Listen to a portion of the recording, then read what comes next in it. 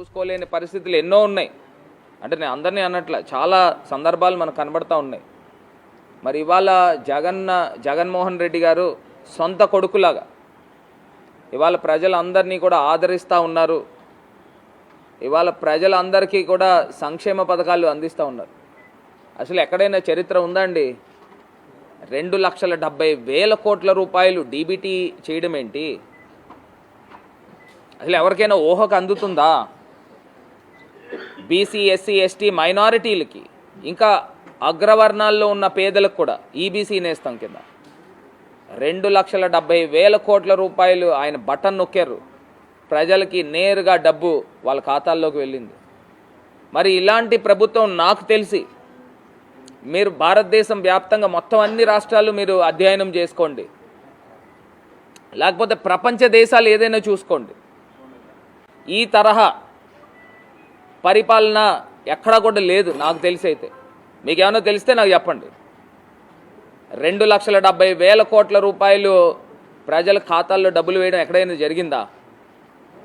ఇవాళ పెన్షన్లు చూస్తే హయ్యెస్ట్ పెన్షన్స్ దేశంలో ఏ రాష్ట్రంలో అయినా ఇంత స్థాయి పెన్షన్ ఇచ్చే రాష్ట్రము నాకు తెలిసి ఆంధ్రప్రదేశ్ మటుకే. 3,000 రూపాయలు 66,70,000 మందికి నెల నాకు తెలిసి 2,400 కోట్ల రూపాయలు ప్రజల ఖాతాల్లో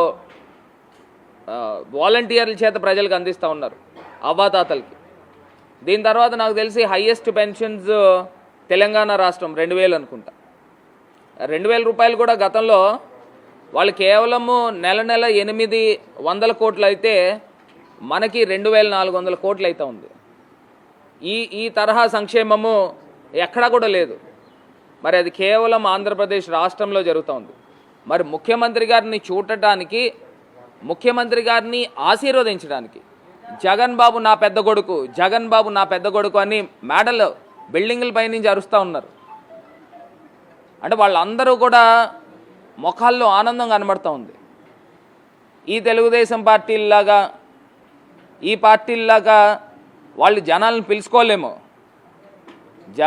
జగనన్న వస్తున్నాడు అని అంటే మొత్తం అందరూ కూడా మేడల మించి దిగిపోయి కిందకు వచ్చేస్తూ ఉన్నారు.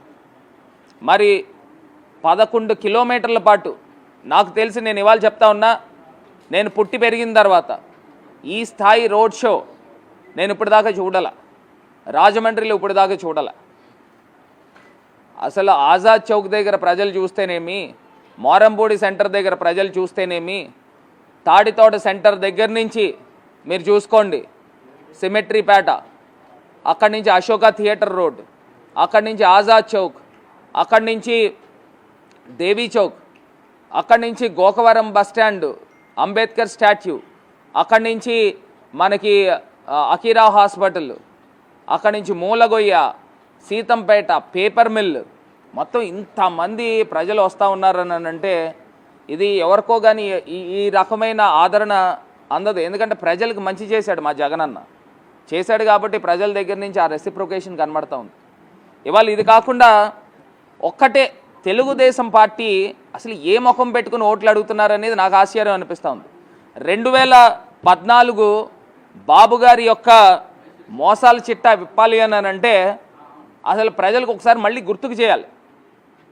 బాబు గారు మోసాలు చిట్టాలు అసలు ఇంత లేదు, ఇంత పొడుగుంది మోసం.